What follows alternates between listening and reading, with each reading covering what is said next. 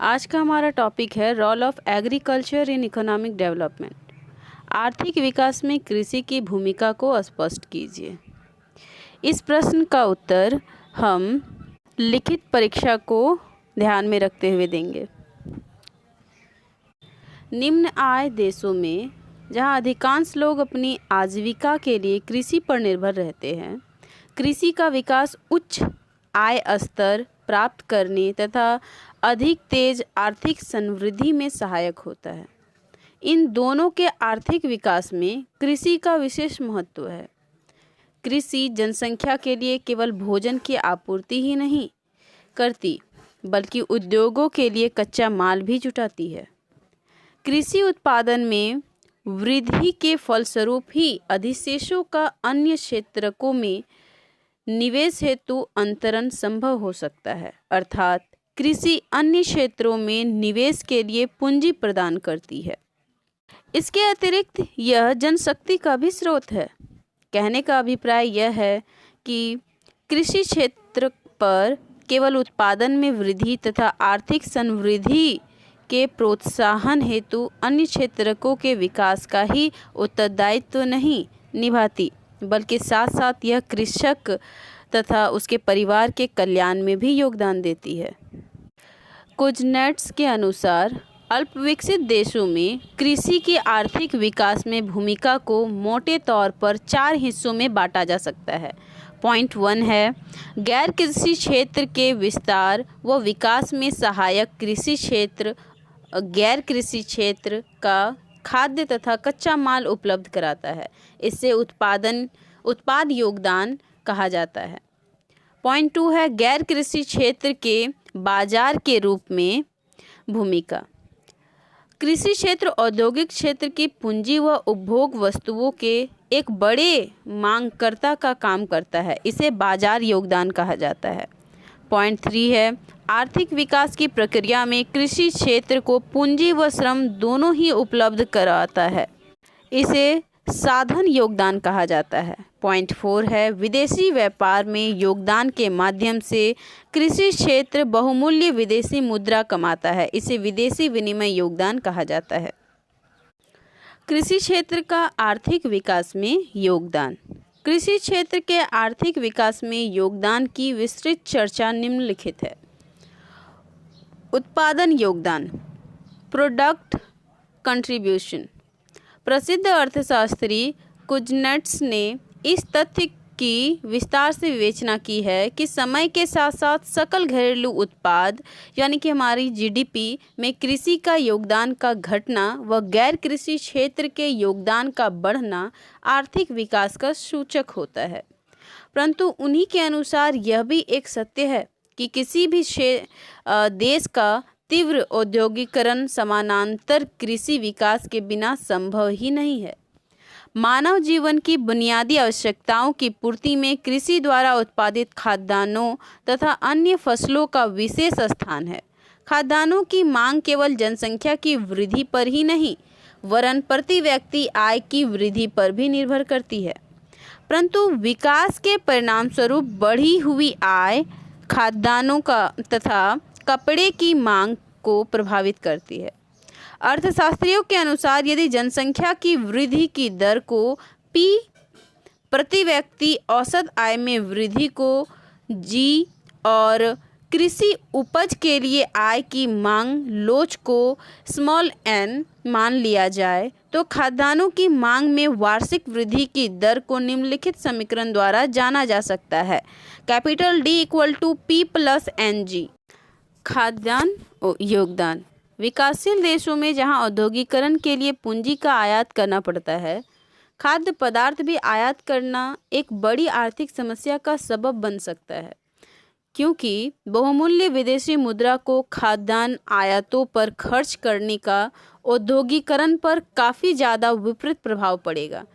यही खाद्यान्न उत्पादन अगर खुद किया जाए तो इसकी अवसर लागत काफ़ी कम होगी, क्योंकि विकासशील देशों में कृषि उत्पादन श्रम प्रधान तकनीक से होता है, जो यहाँ प्रचुर मात्रा में उपलब्ध है। खाद्य आपूर्ति व मुद्रास्फीति। वैसे तो अल्पविकसित देशों में महंगाई के अनेकों कारण होते हैं, खाद्यान्नों की कमी उनमें से एक महत्वपूर्ण तत्व है।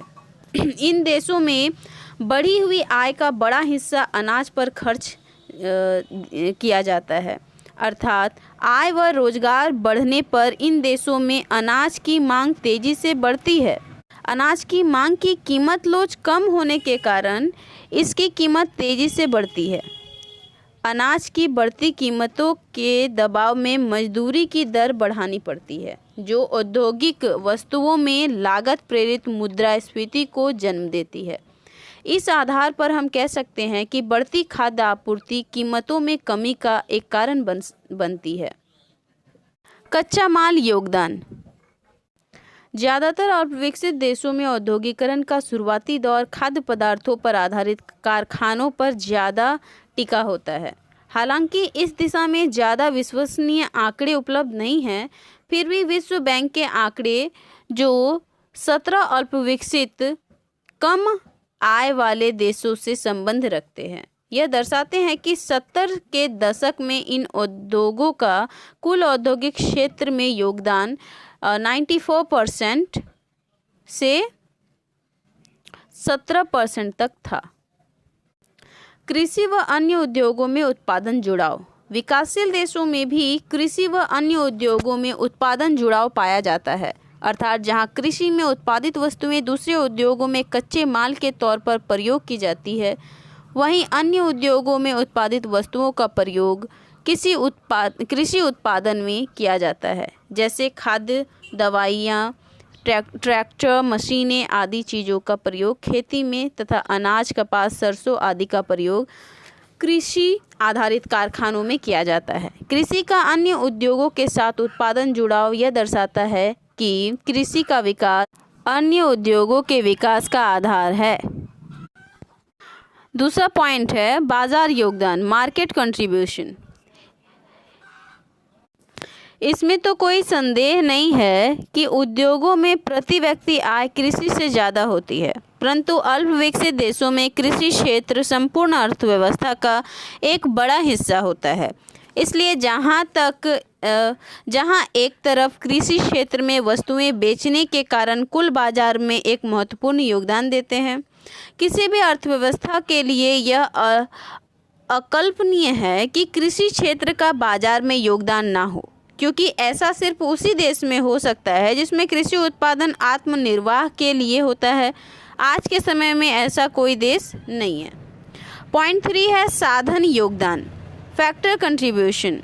कृषि क्षेत्र से गैर कृषि क्षेत्र में संसाधनों का हस्तांतरण कृषि संसाधन योगदान कहलाता है। कृषि से हस्तांतरित होने वाले साधन श्रम व पूंजी होते हैं, इसलिए इस विषय का अध्ययन हम 2 हिस्सों में करेंगे। पॉइंट 4 है पूंजी योगदान, कैपिटल कंट्रीब्यूशन। इस विषय में विस्तृत जानकारी पाने से पहले हम इस बात पर प्रकाश डालेंगे कि कृषि से उद्योग को पूंजी का हस्तांतरण आर्थिक विकास के लिए महत्वपूर्ण क्यों है। पॉइंट 1, विकासशील देशों में कृषि की अपेक्षा उद्योगों में पूंजी की जरूरत ज़्यादा होती है। पॉइंट 2, विकासशील देशों में उद्योगों में पूंजी उत्पाद अनुपात कृषि से ज़्यादा होती है। पॉइंट 3 है उद्योगों में पूंजी निवेश का फायदा किसानों को भी मिलता है। ऊपर लिखित तथ्यों के आधार पर कृषि से उद्योगों को पूंजी का हस्तांतरण जरूरी है। इसके लिए प्रत्यक्ष व अप्रत्यक्ष तरीकों का प्रयोग किया जाता है। पॉइंट 5 है श्रम योगदान, लेबर कंट्रीब्यूशन। विकासशील देशों में कृषि क्षेत्र में श्रम की सीमांत उत्पादकता शून्य के नज़दीक होती है, जबकि उद्योगों में इनकी उत्पादकता काफ़ी ज़्यादा होती है। इसलिए कृषि से उद्योगों को श्रम का हस्तांतरण आर्थिक विकास का एक महत्वपूर्ण कारक है, परंतु यह हस्तांतरण निम्न 2 बातों पर निर्भर करता है। नंबर 1, ग्रामीण श्रम की गुणवत्ता का स्तर। इसका अर्थ यह है कि क्या ये श्रमिक औद्योगिक उत्पादन करने में सक्षम है या नहीं। अगर नहीं तो इन्हें शिक्षित व निपुण करने की लागत क्या होगी। पॉइंट 2 है गैर श्रमिक आगतों की पूर्ति। उत्पादन की प्रक्रिया के साथ साथ उत्पादन के दूसरे साधनों की पूर्ति भी अनिवार्य है। अगर इसमें कोई रुकावट आती है तो श्रमिक की उद्योगों में खपत ना हो सकेगी। पॉइंट 6 है विदेशी विनिमय योगदान, फॉरेन एक्सचेंज कंट्रीब्यूशन। विकासशील देशों में औद्योगिक विकास के लिए पूंजी व तकनीक का आयात जरूरी है, परंतु इसके लिए उनके पास विदेशी विनिमय की कमी होती है। हालांकि ये विदेशी विनिमय ऋण द्वारा भी हासिल किया जा सकता है, परंतु विदेशी ऋण की अपनी सीमाएं हैं।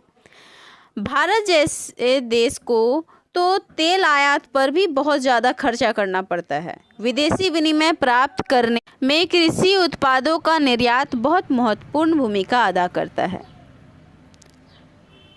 निष्कर्ष, ऊपर लिखित व्याख्या के आधार पर हम कह सकते हैं कि किसी भी देश के आर्थिक विकास में कृषि क्षेत्र महत्वपूर्ण भूमिका निभाता है। अन्य शब्दों में यह कह सकते हैं कि कृषि उत्पादन में आधिक्य या मांग से अधिक उत्पादन की पूर्ति आर्थिक विकास का आधार होती है।